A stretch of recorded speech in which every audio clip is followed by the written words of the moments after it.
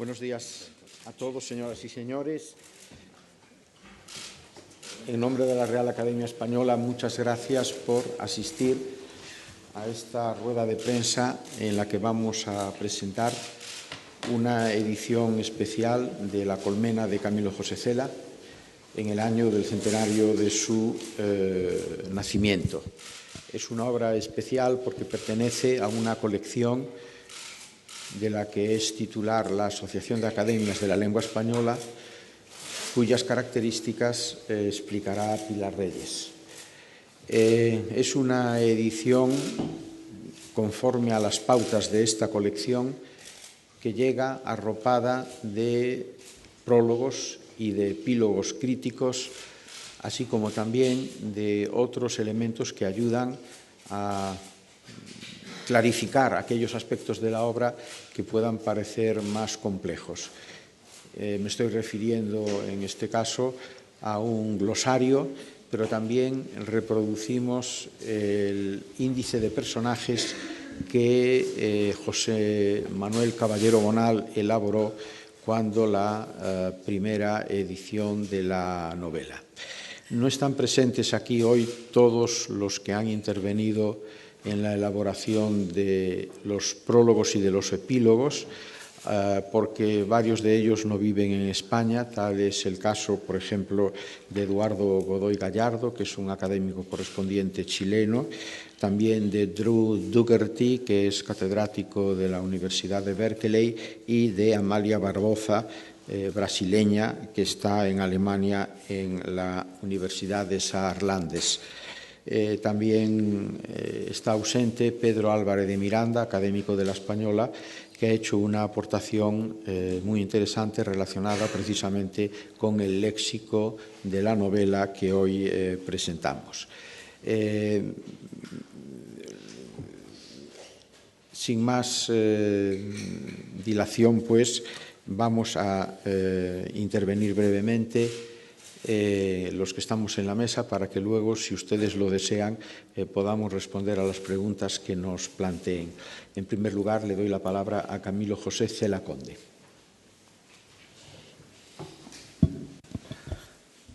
Muchas gracias, director. La verdad es que mi papel es bien sencillo en esta presentación, en esta rueda de prensa, porque vengo a dar las gracias. A dar las gracias por una obra ejemplar y amparada, desde luego, por el conjunto de las academias de la lengua, que no puede uno desear un amparo mejor. Pero la verdad es que el cometido de la edición de esta obra no era nada sencillo. Al menos como hijo de Camilo José Cela, el problema aparecía con la recuperación de esos fragmentos perdidos que se escribieron, no se sabe si con la intención de que fueran rechazados por la censura para que el resto de la obra siguiera adelante o con otro diferente propósito, pero que al final mi padre no había conservado en la edición de Buenos Aires. Claro, si esos fragmentos tenían problema con la censura, no iba a ser en Argentina. ¿Por qué no los incorporó? Esta es la gran duda. Y sobre todo, ¿en qué medida hay que hacerle caso a la voluntad de un escritor? Esta es probablemente una pregunta digna de ser contestada con una tesis doctoral, ¿no? Cela había dicho claramente que el texto de la obra completa era el texto definitivo. Bueno, ¿y ahora qué hacemos con esto? Pero la idea que tuvieron tanto Darío como Adolfo de incorporarlos en forma de epílogo, en forma de material adjunto, es excelente. Uno puede leerlos si quiere hacerlo, pero no va a interrumpir el flujo de la obra. Así que, insisto, mi gratitud como hijo de Camilo José Cela y como lector de La colmena, que no lo he dicho pero ya la había leído, es, creo yo, el cometido principal que justifica mi presencia aquí. No creo que exista ningún otro. Muchas gracias. Seguidamente, Pilar Reyes, la directora de Alfaguara, el sello editorial en el que aparece esta edición de La Colmena, se va a dirigir a todos nosotros. Pilar. Bueno, buenos días a todos. En primera instancia quisiera, obviamente, agradecer a la Academia, seguir confiando en nosotros, en el sello Alfaguara para este proyecto. Esta es la 8ª edición conmemorativa que hacemos. Del Quijote hemos hecho 2, pero no cuento la reedición. Es un proyecto que nació en el año 2004 con esa edición maravillosa y ya canónica del Quijote para el 3er Congreso Internacional de la Lengua Española que se celebró en Rosario, en Argentina, y que vendió más de 3 millones de ejemplares. El proyecto nació con una proyección en términos de recepción pública enorme en toda la lengua española. Vender 3 millones de ejemplares de un clásico es algo realmente inusual y que sentaba las bases para un proyecto editorial, digamos, con una aspiración de convertir clásicos en libros populares, digamos, sin rebajar, digamos, la calidad de la edición, al contrario, haciendo ediciones con todo el rigor académico, y es un proyecto que se ha mantenido a lo largo de todos estos años. Camilo José Cela es el segundo autor español que integra la colección, después de Cervantes, y es un proyecto panhispánico y ha mantenido, digamos, esa vocación desde los comienzos. En el caso de Camilo José Cela tiene una doble relación simbólica con nosotros. Primero, y está maravillosamente contado en el texto de Adolfo Sotelo en este libro, todos los azares, digamos, de la publicación de La Colmena, que se publicó por primera vez en Argentina en el año de 1951. Es decir, ya el mismo proceso editorial de este libro, digamos, pensaba la lengua de un modo, o tenía que ver, digamos, con una proyección panhispánica de la publicación. Esa edición de MC del año 51 pues es emblemática. Este año se cumplirán el próximo 17 de octubre, 27 años del Premio Nobel. El primer manuscrito de este libro es de 1946, se cumplen 70 años, y obviamente el centenario de nacimiento de su autor. Todos esos son motivos muy poderosos para esta edición, pero hay uno más, y ese ya es, digamos, una relación sentimental de Alfaguara con Camilo José Cela. Como ustedes bien saben, Alfaguara fue creada por Camilo José Cela en el año de 1964 y sus libros aparecieron allí, es decir, que tener a Cela de nuevo, digamos, bajo nuestro sello en estas ediciones en conjunto con la Real Academia y con la Asociación de Academias de la Lengua Española, para nosotros es un enorme privilegio. El libro también va a ser lanzado en Guadalajara a lo largo de octubre y noviembre. Aparecerá en todos los países de América Latina donde nosotros trabajamos, y bueno, y como siempre ha sido en las 8 ediciones anteriores, pues es un acontecimiento editorial para todos nosotros, una celebración, digamos, que compartimos en todos los países. Así que, sin más, pues vuelve a ser un enorme placer. Este año además ha sido fecundo para la colección. En el mes de marzo publicamos la antología de Rubén Darío para, digamos, como libro conmemorativo para el Congreso de la Lengua de este año, que se celebró en Puerto Rico, y esta es un poco la aportación de la Academia y pues obviamente de Alfaguara con ella para celebrar el centenario de Camilo José Cela. Muchas gracias, Pilar. Jorge Urrutia, catedrático de la Universidad Carlos III, es uno de los prologuistas de este volumen con un trabajo sobre la construcción simbólica de la colmena. Jorge. Muchas gracias, buenos días. La verdad es que volverse a encontrar con La colmena siempre es una alegría y es una satisfacción, porque La colmena no es una novela más de la literatura española. No sé si es la mejor novela del siglo XX, pero es indudablemente una de las mejores novelas, de las 2 o 3 mejores novelas españolas del siglo XX, eso es indudable. Pero no les voy a hablar tanto de La colmena en sí, que es una obra tan conocida, sino lo que significa, la particularidad de esta edición. Cuando yo era estudiante, era común hablar de la lingüística externa y la lingüística interna, y pues en esta edición podemos seguir la historia interna de la novela y la historia externa. Es decir, podemos ver cómo la novela ha evolucionado, ha ido cambiando, ha tenido tachones, se ha dado marcha atrás. Un escritor siempre da marcha atrás, y en una novela que tiene además tantos problemas externos, que son los problemas de censura, mucho más. La novela tuvo problemas con la censura en España, tuvo problemas con la novela en Argentina, el propio Cela se refirió a ello, salió con sellos falsos,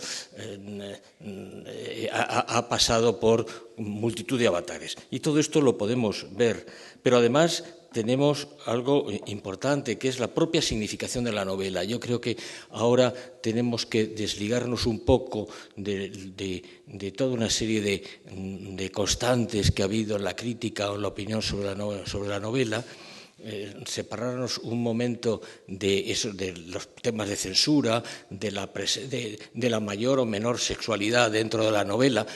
Para leer una novela con sexo, pues leamos una novela de Ken Follett y tenemos suficiente, no es necesario ir a Cela. En Cela hay otras cosas más importantes. Y es que esta novela lo que está manifestando es, de manera aparentemente muy clara, pero en el fondo solapada, es la tensión de un pueblo, la tensión de un país en unos años difíciles. Pero a mí me preocupaba mucho, y lo hablé con don Darío, me preocupaba mucho al principio de escribir el texto, cómo los que no han vivido los años de la posguerra española podían aceptarla y entender La colmena. Es decir, ¿es posible que un joven que prácticamente no sepa nada de los años 40 y 50 españoles pueda penetrar en la novela, comprender la novela? Pues sí, porque tiene una construcción que lo permite. Una construcción en parte tomada de los nuevos procedimientos de narración que aporta la generación perdida norteamericana, que aporta Jean-Paul Sartre también. No todo lo había leído Cela. Ya sabemos que Cela, como buen escritor, mentía en muchas cosas, y sobre todo mentía en lo que había leído y lo que no había leído, por lo tanto es difícil a veces aclararlo, pero indudablemente tiene influencia de esa generación perdida norteamericana, de un Dos pasos, por ejemplo, que tan importante fue para la novela europea de posguerra, y él sabe actualizar eso sin perder, sin embargo, una tradición de la literatura española, que es una relación, permítanme la palabra, amorosa con sus personajes. Si Cela no es un escritor frío. Y precisamente en esa construcción en la que la historia solamente queda apuntada, y no como en Dos pasos, que está continuamente llena de documentos, de datos, etcétera, sino solamente apuntada, y con esa mirada cariñosa sobre los personajes, positivos o negativos, eso permite probablemente que un joven pueda acercarse a la novela y entenderla sin necesidad de haber vivido, sufrido o conocido lo que está, desde el punto de vista social y político, detrás de la novela. Por eso me parece que esta edición es importante, porque en ella, como digo, tenemos la historia externa de la novela y la historia interna, pero de eso, de la parte interna, de cómo la novela tiene idas y venidas, y en esta edición se presentan unos manuscritos que hace relativamente poco tiempo llegaron a la Biblioteca Nacional. De eso hablará mi colega Sotelo en su momento. Efectivamente, así va a ser dentro de un momento en que tomará la palabra Adolfo Sotelo, catedrático de la Universidad de Barcelona. Yo quiero aprovechar la ocasión para dos agradecimientos. Esta edición no sería posible, en primer lugar, sin la generosidad de la hija del gran hispanista francés Noël Salomon, fallecido hace ya más de 20 años, un gran estudioso de la literatura española del siglo de oro, sobre todo el tema campesino en las obras de Lope de Vega. Pues bien, la hija de Noel Salomón encontró en una de las casas familiares un legajo con una riquísima colección de borradores de Camilo José Cela y pensó inmediatamente en entregar estos manuscritos a la Biblioteca Nacional de España. Yo quiero también agradecer a doña Ana Santos, la directora de la Biblioteca Nacional, todas las facilidades que nos dio y que previamente había dado también a Adolfo Sotelo, gran especialista en Camilo José Cela, para que ordenara y explicara todos esos elementos novedosos en el proceso de génesis literaria de la colmena. Adolfo. Buenos días, gracias al profesor Darío Villanueva, gracias al director de esta casa. Bien, yo estoy muy contento, entre otras cosas porque creo que La colmena es una de las 3 mejores novelas españolas del siglo XX. Estoy contento porque esta edición, en la parte entre el profesor Darío Villanueva y el que les habla, hemos reconstruido la génesis textual de La colmena, aportando algo que ha sido posible gracias a ese gesto generoso de la hija del profesor Salomón, donando el manuscrito, un fragmento de un manuscrito, a la Biblioteca Nacional de España. Cuando la directora de la biblioteca me lo enseñó, yo la alegría no la podía contener. Ese era el manuscrito que Cela había presentado a la censura el 7 de enero de 1946. No es que fuera desconocido este dato. Cela escribía en el año 65, la novela, en una primera versión ni dulcificada ni agriada, pero sí incompleta, la presenté a la censura el 7 de enero de 1946. Los informes, como cabe suponer, fueron malos y mi novela, en recta lógica, prohibida. Parte de ese manuscrito es hoy el manuscrito que tiene como asignatura reserva 287 de la Biblioteca Nacional de España. Y me sumo a los agradecimientos a la directora de la biblioteca y sobre todo a la generosidad de la hija del gran hispanista francés que ejerció muchos años su cátedra en la Universidad de Burdeos. Bien, ¿qué es lo que voy a ser muy breve? ¿Qué es lo que se aporta ahí? En primer lugar, en la transcripción de ese manuscrito, que también se reproduce facsímil, en fin, tal y como se conserva ahora en la Biblioteca Nacional, se transcribe aquellos pasajes que fueron desechados por Cela, unos pasajes censurados por la censura, es decir, con el sello, y otros que pueden ser propiamente autocensurados, porque el propio escritor, que este manuscrito lo tenía preparado para un editor del que hablaré ahora, el propio escritor decía en una nota, en un paratexto, que algunos pasajes los había suprimido él, atendiendo a que iba a ser editada a sugerencia del editor. El editor era Carlos Fernando Maristain, un editor barcelonés. Las relaciones de Cela con los editores barceloneses son sustanciales, absolutamente importantísimas en su trayectoria de escritor, porque las obras, ya lo dijo Flaubert, no son como meteoritos las obras literarias que caen del cielo. Tienen unas relaciones con los editores, luego con los agentes, etc. Bien, Cela en el año 44 tenía comprometido por 7.500 pesetas de anticipo 2 novelas que nunca llevó a término. Desde el año 44, final del 44. En el 45 es un poco el momento inicial, pasa a escribir lo que va a ser La colmena. Y desde la primavera del 45 está escribiendo una novela que se desarrolla en los inicios en un café, que va cambiando de nombre, además. Lo ha estudiado el profesor Darío Villanueva en el título de la obra. Bien, todo esto era como un rompecabezas. Yo había asegurado que la primera vez que había leído en público Cela algún pasaje de La colmena había sido el 30 de octubre de 1945 en el Ateneu barcelonés. No es así. tuve que corregir de casualidad. Si hubiera sido lector atento, hubiera podido corregir antes. La primera vez que lo leyó fue a finales de la primavera del 45, leyó algo de La Colmena en una exposición madrileña de cuadros sobre Madrid de un pintor que, aunque tenga apellido catalán, era madrileño, Juan Esplandiu, que luego colaboró mucho. Esa es la primera vez que da noticia de que no está haciendo lo que Saturnino Calleja le había financiado con 7.500 pesetas, está haciendo otra cosa, que es esto. Luego viene Barcelona. El viaje a Barcelona está financiado, el viaje de finales de octubre, está financiado por Carlos Fernando Maristain, que le envía 1.000 pesetas para que pueda viajar. Y para acabar de perfilar, La Colmena. Pero no era La Colmena el proyecto de Carlos Fernando Maristain y Camilo José Cela. Proyecto económico y, por supuesto, literario. Era un proyecto mayor, Caminos inciertos. Por eso, en el manuscrito que está en la Biblioteca Nacional, y que ustedes verán reproducido aquí esos pasajes, la carpeta que Cela presentó a censura ponía Caminos inciertos.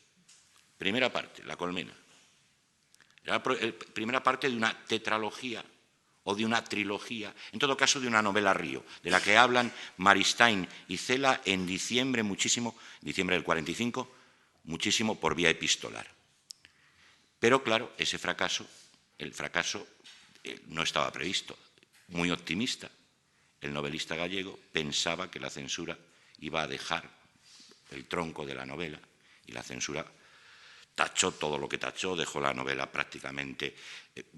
La mayoría son de carácter, vamos a llamarle, sexual. Pero, por ejemplo, el pasaje en el que Martín Marco dice que él no quiere, que él no está ahí para defender la idealidad de ningún movimiento nacional, sino para ganarse la vida, los garbanzos, escribiendo, ese pasaje también fue suprimido, lógicamente. Es decir, la revisión del texto hizo que el texto quedara como insostenible. Y ahí acaba un proyecto. Luego el escritor irá tratando de rehacer el proyecto hasta que llegue a MC en el año 51, con muchísimas variaciones, porque la censura, ese será un capítulo que habrá que escribir algún día, la censura argentina también gravitó sobre La Colmena. Ahora bien, La Colmena es tal cual la dejó el escritor, tal cual la dejó Camilo José Cela en la edición de las obras completas, y ese es el. Aquí, una de las novedades es que se aporta esa primera versión en ese manuscrito que Cela había prestado a Noel Salomon. Seguramente hay muy poca información. Me cabe una hipótesis. Salomon, como ha dicho el profesor Darío Villanueva, estudiaba el teatro, básicamente el teatro de la Edad de Oro, y estudiaba cuestiones de censura que gravitaron mucho sobre el teatro de Lope, el teatro de Tirso, etc. Y posiblemente, pues el novelista padronés, el novelista gallego, le cedió ese manuscrito o parte de ese manuscrito, o el manuscrito entero y se ha perdido la otra parte, porque el manuscrito es fragmentario, para que viera, para que considerara cómo era la censura en España a comienzos del año 1946. Por otro lado, la novela, este manuscrito, y termino, tiene, a mi modo de ver, la importancia de consolidar un hecho incontrovertible. Los editores madrileños fueron importantes para Cela, incluso él fundó con sus hermanos la editorial Alfaguara, año 63, donde se descubre a Paco Umbral, a otros novelistas, y él edita una edición preciosa del Quijote y tal. Pero sin los editores barceloneses, sin la edición barcelonesa, la obra de Cela sería inexplicable. Y lo sería no solo por lo que sabíamos, por Vergés y Destino, por Noguer, aunque detrás estaba Pepiño Pardo, que era paisano nuestro, ¿no? Ustedes adivinan que yo soy gallego, no solo por Lumen y Esther Tusquets, no solo por, en fin, un montón de editoriales, sino que en el arranque, en el inicio, que a Cela le preocupaba mucho encontrar un editor estable, jugaron un papel fundamental editores como Carlos Fernando Maristain, que no pudo editar La Colmena, pero sí editó el primer libro que escribió Cela, que fue un libro de poesía escrito en el otoño del 36, Pisando la dudosa luz del día, una edición preciosa, y editó también Carlos Fernando Maristain, desde su editorial, que se llamaba Ediciones del Zodiaco, editó la cuarta edición de La familia de Pascual Duarte, la edición que lleva el prólogo ya de don Gregorio Marañón. Esto es lo que a mí toca se puede encontrar en esta edición de La Colmena, y yo le agradezco a mi viejo amigo, al profesor Darío Villanueva, la generosidad que ha tenido para dejarme hacer todo esto como complemento, como aditamento, yo creo que necesario, de una de las mejores novelas españolas. Gracias. Muchas gracias. Es ahora el momento en que con mucho gusto contestaremos a las preguntas. ¿Sí?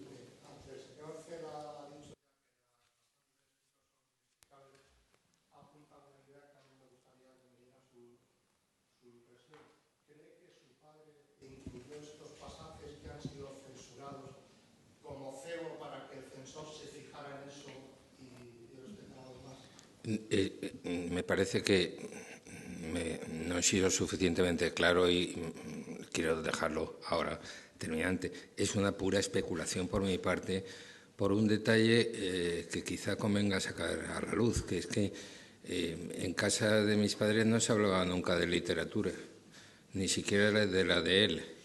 Así que yo jamás oí ni el más mínimo comentario sobre por qué razón se ponía o se quitaba un párrafo en cualquiera de las obras, y no ya en los tiempos peores, sino mucho más tarde, cuando ya el devenir de las obras desde que se escribía, que se editaban, era otro, ¿no? Ni siquiera entonces daban ni la más mínima pista. Así que pienso yo que, puestos a imaginar, una idea que puede ponerse sobre la mesa es la de el cebo, el decir, bueno, voy a poner un par de barbaridades y a ver qué pasa. Pero si eso fuera cierto, ¿qué hacemos con la escena del cementerio del Pascual Duarte? Sí, una curiosidad.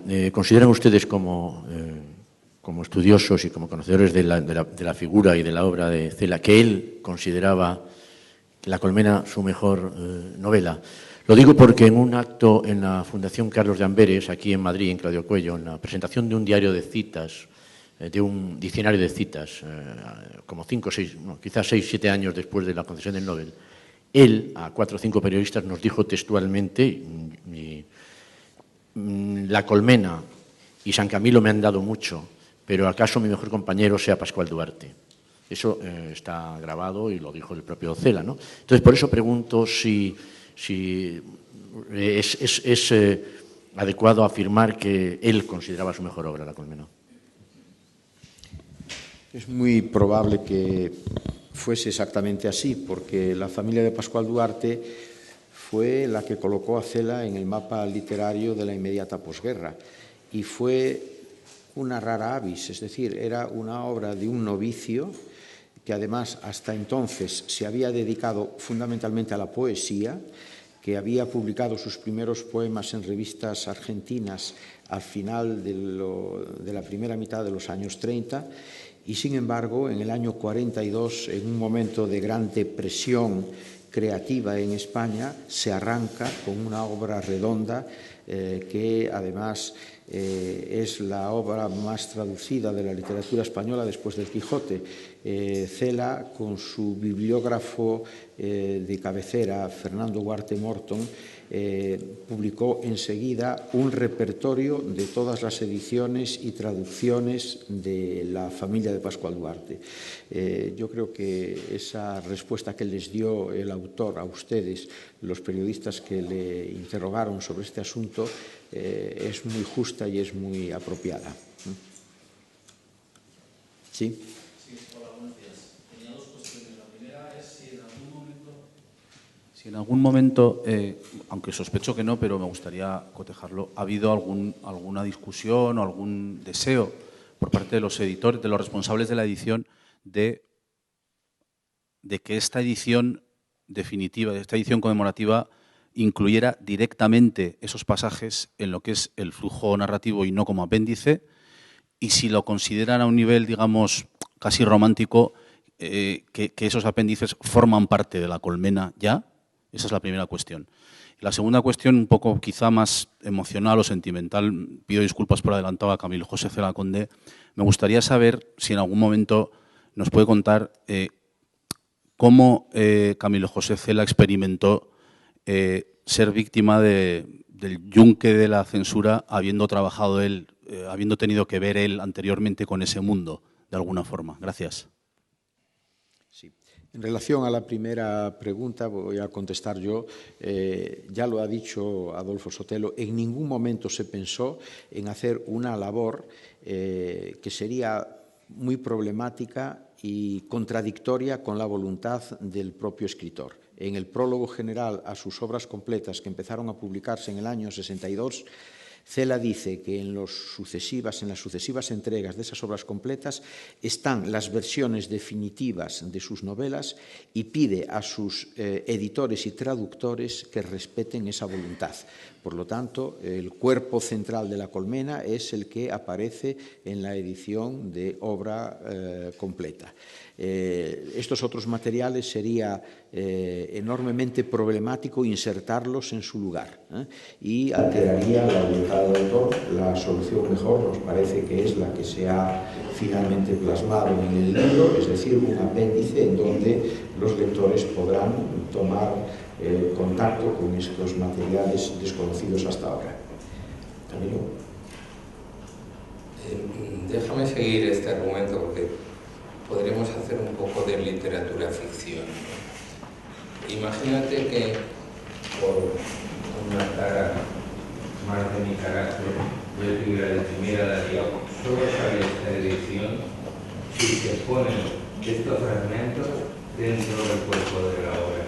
Yo sé perfectamente cuál hubiera sido tu respuesta. Está apagado. Nunca en realidad se planteó siquiera que esto hubiera sido una posibilidad. Y por favor. No tanto por la cuestión del respeto, sino incluso por lo que acaba de comentar aquí, por la imposibilidad material. ¿Cómo rellenamos un...?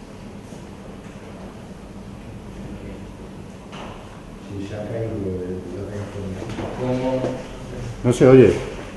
¿Cómo resolvemos un puzzle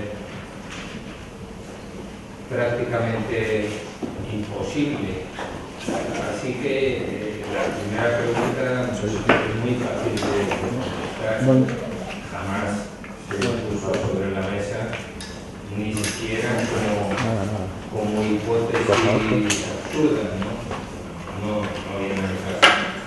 La segunda pregunta no es tan fácil de contestar por una circunstancia que para mí es bastante natural y política, no tanto para quienes conocieron a Camilo José Cela en el momento de la gloria, que es el hecho de esa especie de contradicción entre ejercer defensor y sufrir los mordiscos de la censura. Bueno, hay que tener en cuenta que una de las características más notorias de la forma de escribir y de la forma de ser de Camilo José Cela, que en el fondo es lo mismo, que no se pueden separar, tiene que ver con esa profunda paradoja, con esa contradicción continua que aparece entre diferentes planos y que son, creo yo, la justificación misma de por qué al final es capaz de crear unas obras geniales. Cuando ahora se reeditó con motivo del centenario de la familia Pascual Duarte y me pidieron un prólogo, la primera frase del prólogo decía: Camilo José Cela no escribió la familia Pascual Duarte. Y luego el resto del prólogo intentaba explicar este primer disparate. Desde luego no el Camilo José Cela, premio Nobel, premio Príncipe de Asturias, premio Cervantes, académico de la lengua con 20 y pico de doctorado de causas de espalda. no el gran triunfador capaz de plantar cara a cualquiera y convertirse en un oro cuando le da la gana. No, quien escribió La familia de Pascual Duarte era un joven inseguro, enfermo, que había pasado por tremenda experiencia de una guerra civil y que no sabía ni de qué iba a vivir ni cómo. Sí sabía que estaba enamorado, pero le escribe a su novia diciendo quiero que nos casemos, no puedo aguantar un año más, pero ¿de qué vamos a vivir? Se me ha ocurrido una idea, a ver qué te parece. Le voy a pedir a mi tío Eduardo de la Coruña que me monte un bar. Bueno, pues eso lo escribe quien está, si no ha terminado ya el manuscrito de Pascual Duarte, está a punto de hacerlo. ¿Cómo puede entenderse, desde luego, la propia figura del Pascualillo, salida de la mano de un triunfador, no por fortuna de quien sale, de este personaje completamente devorado por las contradicciones y por las dificultades y por la necesidad de lo que no llega? Y eso es lo que lleva a la maravilla de Pascual Duarte. Bueno, con La Colmena sucede algo muy similar, en otro registro diferente, en otro tiempo distinto, pero con un resultado final que todos ustedes conocen. El que en 1943, la segunda edición de Pascual Duarte, La prohibida de la censura, 2 años después se presenta La Colmena, 2 años y un mes después se presenta La Colmena a la censura y también es prohibida, y a Camilo José Cela le echan de la Asociación de la Prensa, con lo cual tampoco tiene la posibilidad de vivir de los artículos. En ese momento se va a América y las cartas que manda desde América son de nuevo la paradoja misma entre ese escritor perseguido en España y que se recibe en las embajadas de Latinoamérica como el gran representante de la cultura española. La verdad es que es tan difícil de entender que puedan existir tantas contradicciones en un mismo momento y alrededor de una misma persona, que hacer una relación lógica y ordenada, pues a mí me resulta imposible. Pero desde luego que lo que usted plantea es verdad, porque es un hecho en sí mismo. Camilo José Cela fue funcionario de la censura del régimen de Franco y a la vez el autor de unas obras que el propio régimen de Franco, la censura del régimen de Franco, consideraba que de ninguna manera podían salir a la luz. Eso es un hecho. ¿Puedo ampliar una cosita? Yo me gustaría ampliar, porque este es un tema recurrente y yo creo que hay que aclararlo un poco. Cela, lo acaba de decir Cela Conde, la segunda edición de Pascual Duarte ya es censurada y retirada. Pero viendo las críticas que recibe por parte de muchos periodistas y desde luego por muchos periodistas de Falange Española, La familia Pascual Duarte, se ve que es una obra que es muy mal acogida por gran parte, vamos a decir, de la intelectualidad del régimen. Esto es una cosa. Pero, y luego todos los otros avatares que ha sufrido Cela con la censura, como tantos otros o como casi todos los escritores españoles de los años 40 y 50. Pero aparte de eso, yo creo que hay que tener en cuenta algo. Primero, las contradicciones del propio sistema. Las contradicciones del propio sistema. No es cuestión de dar nombres, pero hay alguno que sale de la cárcel para entrar de redactor de Radio Nacional. Algún escritor, no voy a dar... No, quiero decir que eso es una cosa que sucedía con frecuencia. Por otra parte, todos los que tenemos una cierta edad y hemos pasado por los servicios del Estado, hemos jurado los principios fundamentales del movimiento en varias ocasiones. porque había que hacerlo. Y todos los escritores publicaron en la prensa del movimiento, porque o publicaban en la prensa del movimiento o no publicaban. Y todos los escritores soportaban la censura, porque o soportaban la censura o no publicaban los libros. Eso no quiere decir necesariamente estar confabulado con el sistema. El CELA, que trabaja en las oficinas, no como funcionario, simplemente como contratado, trabaja en las oficinas de censura, que no era una persona muy de fiar, conocemos perfectamente qué es lo que censuró. No nos olvidemos que eso está en los archivos del Estado, se puede ver. ¿Qué es lo que CELA censuraba? Censuraba cosas sin ninguna importancia. El boletín de los odontólogos, cosas de ese tipo. Es decir, no le daban no censuraban las obras de Pedro Leinentralgo.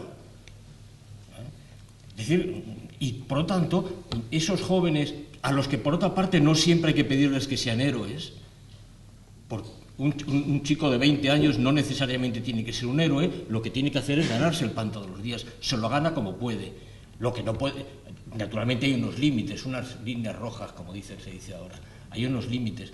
Pero yo creo que, como tantas cosas en literatura, desde luego, pero en la vida, lo fundamental es ser comprensivo, comprender por qué la gente actúa de alguna manera en algún momento y no estar continuamente insistiendo en cosas que son realmente anécdotas.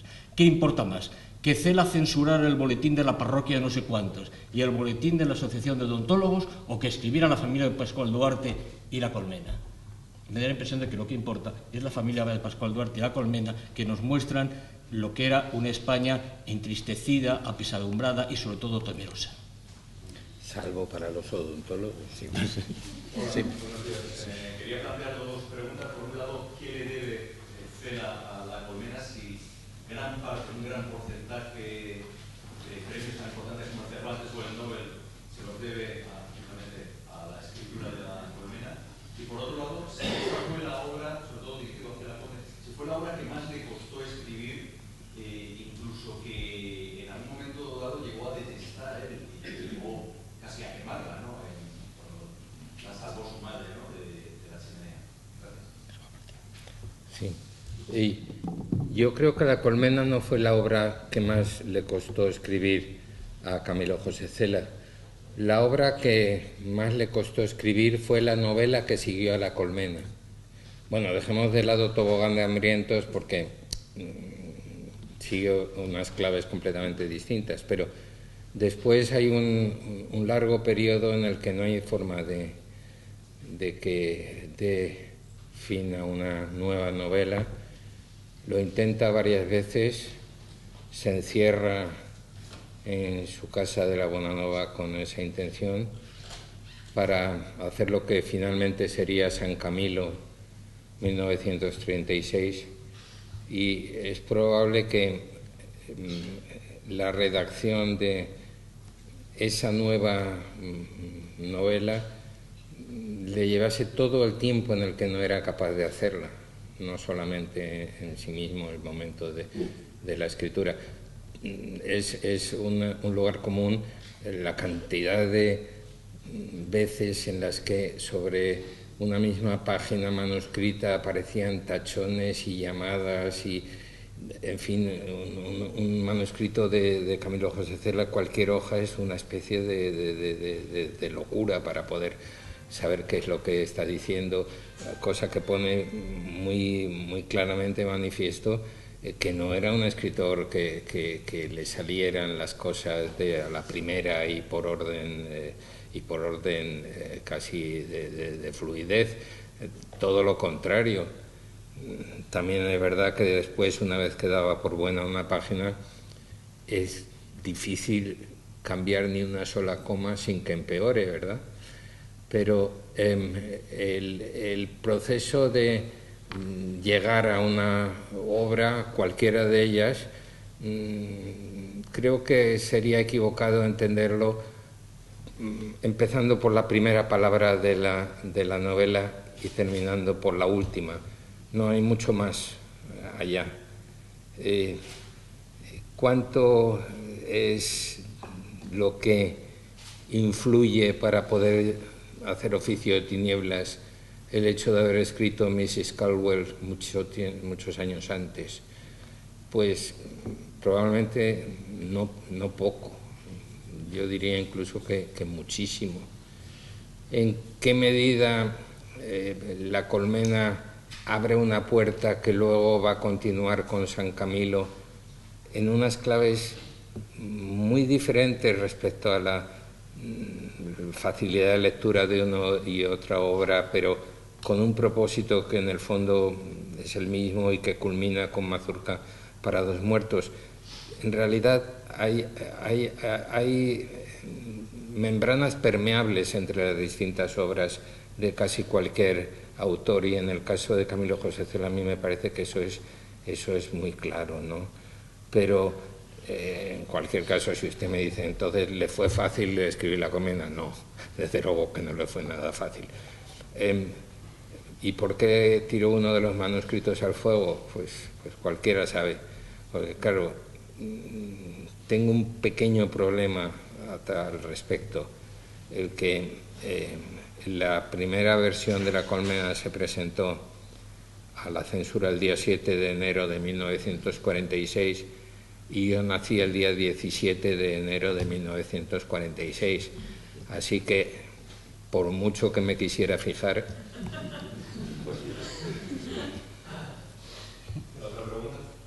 ¿Cuál era la otra? Hombre, claro, sí.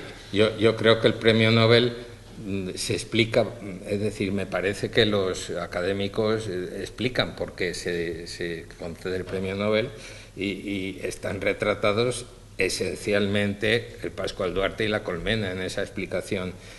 Claro que le debe el premio Nobel a La colmena en gran medida, pero también al Pascual Duarte y también a sus viajes a Suecia, que están narrados en cartas inéditas y nos dan algunas claves interesantes sobre las virtudes como políglota de Camilo José Cela. Pero en la medida en la que es material inédito, más vale no entrar. Sí, de todos modos, La colmena fue muy importante por la traducción inglesa que se hizo muy pronto, que fue acogida de manera entusiasta por Arturo Barea, un escritor exiliado en Londres, autor de una trilogía, La forja de un rebelde, La forja, la ruta y la llama, son las tres partes de esa trilogía, y la reseña que hace Arturo Barea es marcando la diferencia de posición política de uno y otro, totalmente entusiasta. Y según mis noticias, la versión inglesa obtuvo unos rendimientos de venta muy altos, que vinieron a resolver en gran parte la situación del escritor Camilo José Cela en su propio país, cuando le habían prohibido escribir en la prensa, que era una fuente de ingreso regular, y este éxito internacional vía inglés de La colmena fue verdaderamente trascendental. Sí, ese es otro elemento importantísimo de La colmena para Camilo José Cela, ya no como escritor, sino como persona que tiene que comer todos los días, qué duda cabe. Si me permites, una cuestión yo quisiera decir. Bueno, es lógico que algunos tópicos se repitan. Cela trabajaba en el sindicato textil, la oficina del sindicato textil, mientras escribe el Pascual Duarte. El Pascual Duarte está terminado en el otoño del 42 y los primeros ejemplares salen antes de las Navidades del 42. El jefe del sindicato textil era un catalán, Augusto Matons, ahora que ciertos historiadores dicen que la guerra civil se hizo contra Cataluña. Bueno, había catalanes en el otro lugar. Es una cuestión. Lo que Cela trabajaba en la censura es muy menor, y fue fundamental para él. En la línea que ha dicho el profesor Urrutia, primero, el régimen no era monolítico. Eso de creer que todos decían lo mismo es una falsedad. Algunos libros han argumentado esta falsedad, pero a los libros les falta un poco de reposo. Personaje absolutamente clave para Cela es Juan Aparicio. Juan Aparicio era el hombre más poderoso en el sector de la prensa. Dirigía El Español, va a ser el primer director de Pueblo, el periódico que luego dirigió Emilio Romero, el periódico del Sindicato Vertical, y es Juan Aparicio quien le concede el carnet de periodista en febrero del 43. Carnet de periodista que se conserva hasta hace unos momentos, hasta en la Biblioteca Nacional, ahí en el Paseo de Recoletos. Ese carnet le permitió a Cela escribir en Arriba y en todos los periódicos del movimiento. Ese carnet le permitió escribir en Solidaridad Nacional, periódico del movimiento en Barcelona. Le permitió hacer una reseña en el periódico del movimiento de Oviedo de El Alfanui, la primera novela de Rafael Sánchez Ferlosio. Reseña que el propio Sánchez Ferlosio dice que fue muy importante para él y para su novela. ¿Cuándo se rompió esa relación? Cuando publica La Colmena, en Buenos Aires. Entonces le quitan, lo despiden de la Asociación de la Prensa de Madrid. Cela no fue periodista, ni licenciado en Filosofía y Letras, ni abogado, ni médico, ni siquiera funcionario de aduanas como tu abuelo. O sea, no fue nada de todo eso. Por mucho que insistió su padre por en que mucho lo que fuera. insistiera su padre. Fue clave eso. Bien, ¿cómo Aparicio recluta a Cela? Clave porque los documentos están y no están escondidos en ningún sitio. Juan Aparicio publica en el año 45 un libro que se llama Españoles con clave.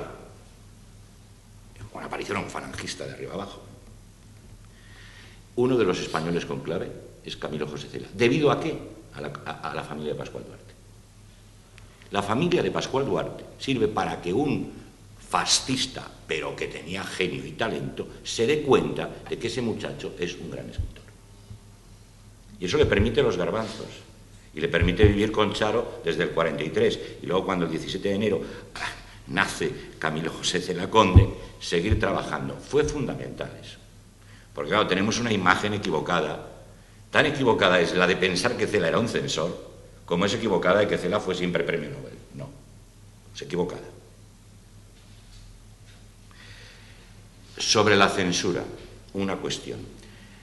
Maristain se valía, el editor barcelonés de Ediciones del Zodíaco, se valía, y Ramón Juliá, que era su segundo, y que están en una famosa foto, Maristain con camisa blanca y Ramón Juliá con camisa azul, en el Ateneo de Barcelona, en una foto de César Pérez de Rozas, que se hizo cuando Cela estaba leyendo con camisa blanca La Colmena, mientras el decano de mi facultad, la mía, de la que soy ahora yo decano y que fue profesor mío, José María Castro Calvo, llevaba camisa azul. Las cosas son como son, porque la imagen ahora es irrefutable. Bien, ¿qué importancia tenía? Porque le hacía gestiones en Madrid a Carlos Fernando Maristain sobre traducciones, sobre novelas traducidas, a ver si podían pasar la censura. Gestiones muy menores. A mí lo que me sorprende más es que en el epistolario Maristain-Cela creyese, Camilo creyese, en diciembre del 45, es decir, a unos pasos de presentar La Colmena a la censura, de forma muy optimista que eso iba a pasar. De ahí que, como se ha dicho, y alguno de ustedes ha preguntado, no sé hasta qué punto algunas páginas, sobre todo de historia de una fotografía, que las tendrán aquí, que son de un lesbianismo tremendo, no fueron una estrategia del escritor para salvar, porque en el fondo esas páginas no dicen mucho más de lo que dice La Colmena. Es decir, si me preguntan a mí, que debo ser el máximo responsable de estos manuscritos, ¿cómo prefiero La Colmena? La Colmena la prefiero, como ha dicho el profesor Darío Villanueva, según la versión de las obras completas. Esa es la obra maestra. Sí, yo creo, perdón, Darío, es que creo que eso de la censura es muy interesante y hay que matizar. ¿Por qué podría ser que Cela hubiera puesto unas páginas exageradas con la intención de salvar? Bueno, pues porque la historia interna de la censura también era muy importante. La censura se negociaba. No nos olvidemos, los censores no eran seres venidos de otro mundo. Eran escritores también, compañeros, y que tomaban café en el Gijón los domingos por la tarde juntos. Así, uno de los lectores de la obra de Cela es Leopoldo Panero, por ejemplo. Pero, aunque les parezca una broma, se iba a ver al censor y se le decía, hombre, fulano, ¿cómo me vas a cortar eso? Es que lo has tenido que leer mal. Y entonces decía, no, pero es que no te puedo dejar esto. Bueno, pues ¿te parece? Quitamos esto, pero dejamos esto. Y eso ocurría en la censura. Y entonces, Cela podría haber hecho eso, pero esto es una pura suposición, esto no quiere decir que sea así, sino que la censura era negociable. Y de hecho, Cela, sabemos que una de las pocas cosas que censuró en una de esas revistillas, una revista eclesiástica que censuró, la revista protestó, subió a una instancia superior y el artículo fue autorizado.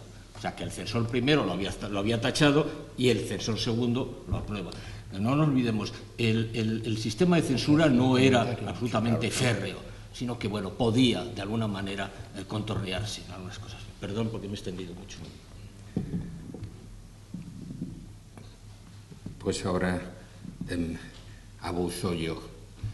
Y abuso para defender estos fragmentos vilipendiados por el colectivo que presenta la obra.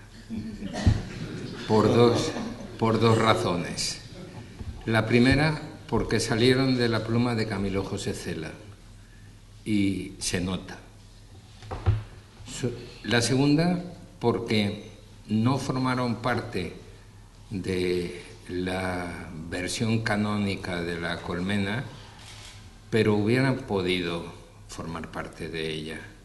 En otras circunstancias, en una circunstancia casi de ucronía, pues esos fragmentos podrían haber sido lo suficientemente importantes como para que Camilo José Cela los incluyera en un momento en la obra.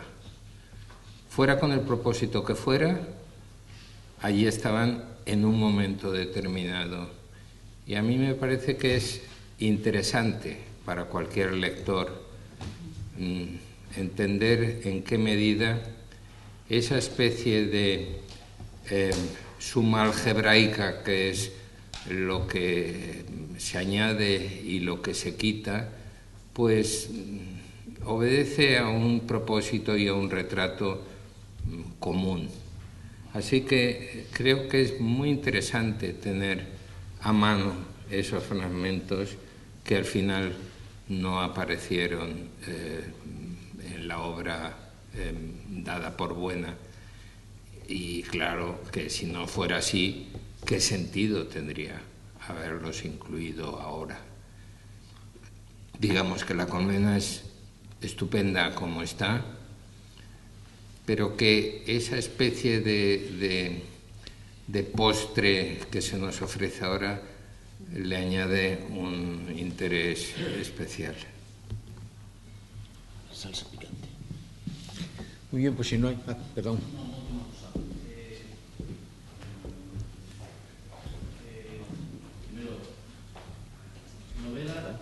Novela realista de Madrid coetáneo con descripciones crudas del bajo ambiente social. La obra tiene considerable color literario y podría autorizarse con trazaduras en las páginas 9, 10, 50, 52, 53, 86 y 87. Leopoldo Panero, como ha sido nombrado como cosa. Y segundo, mi intención no era elevar el tema de la censura a una tesis doctoral en esta presentación. Solo quería saber la cuestión sentimental de cómo él experimentó aquello. Bueno, Leopoldo Panero es el censor civil de La Colmena, para entendernos, mientras que quien se carga la novela es el censor eclesiástico, contra el que Cela escribió un acróstico en el prefacio a El bonito crimen del carabinero y otras invenciones, publicado por el prestigioso editor barcelonés Josep Llanés en el año 47. El prólogo de ese libro no habla de los que viene El bonito crimen y los cuentos que hay allí, sino habla de La Colmena y de cómo él valora su obra, la obra que ha creado. Leopoldo Panero, Cela era un hombre muy inteligente y, como aquí en la mesa hay somos paisanos, muy gallego. No quiere decir que los gallegos somos cautos, miramos para aquí, subimos, bajamos, muy gallego. Y evidentemente el juego de dedicatorias de los poemas de la primera edición de Pisando la dudosa luz del día, que se retrasó, fue en el 45, pero podía haber sido en el 44, de la misma editorial que iba a editar La Colmena, Ediciones del Zodíaco, El juego de dedicatorias habla de cómo estaba previendo que alguien pudiera ser su censor. ¿Quién prologó Pisando la dudosa luz del día? Leopoldo Panero. ¿Ven? Las cosas son más complejas que blanco y negro, y los buenos y los malos, y falangistas y socialdemócratas. Eso es un esquema de pensamiento que es un esquema de pensamiento, pero que a veces la historia, los datos, la impertinente historia no le da la razón. Muy bien, muchas gracias por su atención, por sus preguntas, y hasta la próxima vez que presentemos otro tomo de la colección de obras conmemorativas de la Asociación de Academias de la Lengua Española. Este año hemos presentado dos, Rubén Darío y La colmena de Camilo José Cela, y en este momento estamos preparando para el año próximo una antología del escritor argentino Jorge Luis Borges. Muchas gracias.